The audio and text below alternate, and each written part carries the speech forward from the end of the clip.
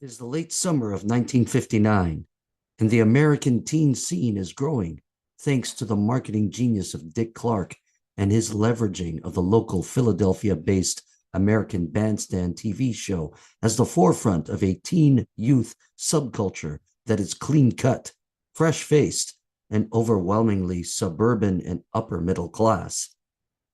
Clark's regulars on American Bandstand, local Philadelphia teens such as Pat Mulatieri, Billy Cook, Kenny Rossi, Arlene Sullivan, Carol Scaldaferri, Eddie Kelly, and arguably the most popular couple on the show, Bob Clayton and Justine Corelli, led the teenage world of late 1950s America, suburban 1950s America, that is, in the way of fashions and dance steps, as the popular and unpaid regulars rubbed shoulders on Dick Clark's show with Bob Marcucci's stable of clean-cut and wholesome teen idols, Frankie Avalon and Fabian, along with other would-be contenders, all of whom would attempt to fill the vacuum left by the first wave of rock and roll singers who met their ends, whether career-wise or literally, in plane or automobile crashes, run-ins with the law, scandals involving adultery with underage minors, or even inductions into the Army. Beginning his two-year Army hitch courtesy of the Memphis Draft Board. Like any ex-civilian raw recruit, the king of rock and roll will be keeping time to non-hip bugle calls. Involuntarily retired, the gyrating guitarist's departure from the public eye left his blue jean fans all shook up, so we hear. But Elvis doesn't seem to mind at all. Two of the top movies of 1959 starred former model turned actress Alexandra Zook, aka Sandra Dee, in A Summer Place, a story of troubled upper-crust New England teenagers caught in the throes of passion, even as their own parents engaged in extramarital affairs, and Gidget, a coming-of-age, light-hearted romantic comedy that was the prototype of the latter beach party films of the mid-1960s, put out by American International Pictures, that would star former teen idols Mouseketeer Annette Funicello and bandstand boy Frankie Avalon.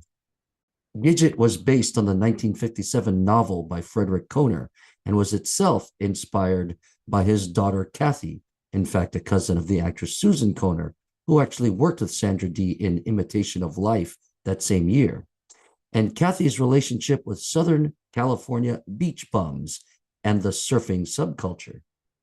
1959's Gidget also illustrates the rift and the invisible wall that separated 1950s teens. One of the taglines for the advertising materials for Gidget included, Columbia Pictures' Gidget, brought to the screen from the bestseller that proves a teenager can be delightfully juvenile without being delinquent.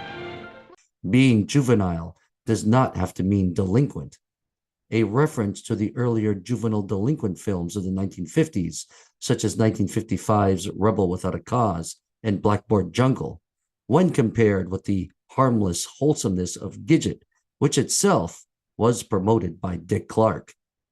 And it was that reference to delinquency that underlied the other 1950s teen world, a world that most 1950s suburban teenagers were generally unaware of, that of inner-city fighting youth gangs who existed at the same time as the wholesome, clean teen culture marketed by Dick Clark, and for whom Clark's clean-cut teen image for his regulars was an answer for parental fears regarding harder-edged rock and roll and the association with harder-edged teens.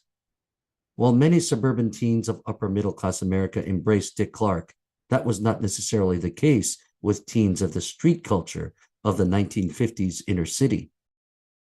As related by the recollections of the author of Mockingbird, a Puerto Rican warrior on the streets of New York. Could you elaborate on the kind of music that the Bops listened to, the kind of rock and roll they did not like, and the whys? The why. Okay, they would listen to songs, for example, like the Italians, you had the Capris, there's a Moon Out Tonight, things like that. Then you had the Blacks with Frankie Lyman, the Spaniels. And the Italians and the Blacks would get along in music. They had groups that respected each other. And a guy by the name of Alan Freed, you familiar with Alan Freed? Yes. Alan Freed, well, he's the king. He's the one that coined the word rock and roll. Yeah. And he would have both white and black, but they all sounded nice sounding music. Whereas Dick Clark would put on what we didn't like Frankie Avalon, Fabian, stuff like that. There was one girl in my neighborhood that she was cute. We talked to each other. I stopped talking to her when she came home one day with an IFIC button. IFIC button is when you went on Dick Clark's Saturday Night Show, they use Flavorific, and they would go like this. Oh my God, that would drive me insane. No, you weren't cool. You had to be like the Cadillacs, the Flamingos, the Teenagers, the Dubs. And that's what we were into. So there was a clear line between like what the bops listened to and what I'm guessing these were mainstream, what do you call it? Upper middle class suburbanites who like Dick Clark. We call them Patties, the Patty Boys. Yeah. It is most likely that it was this music scene that was being represented at the Old Trinity Mission dance on that Saturday evening of August 22, 1959, as members of the Sportsmen intruded upon the turf or territory of the Forsyth Street Boys and, giving insult to injury, danced with the girls who belonged to the Forsyths, the Debs of that gang, the word itself being a corruption of the word debutante.